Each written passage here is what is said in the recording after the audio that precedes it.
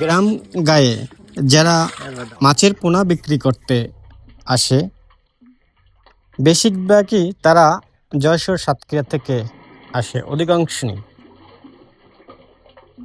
কিন্তু তারা মাছ বিক্রি করে গ্রামের মাছ চাষি ভাইদের আসলে তারা মাছ যখন গণনা করে দেয় তখন কৌশলে তারা মাছ কম দিয়ে যায়। যেমন এই ভিডিওটি দেখলেই বুঝতে পারবেন, তারা 5টি করে গোনে এবং অনেক সময় একসাথে 10টি করে গোনে। এই দুই প্রক্রিয়ায় গোনার কারণে অনেক সময় মিস্টেক করে ফেলে এবং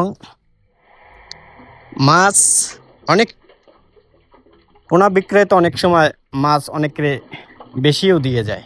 কিন্তু কিছু কিছু পোনা বিক্রেতা গ্রাহককে পোনা গণনায় কম দিয়ে যায়। এরা দুষ্ট প্রকৃতির। আমি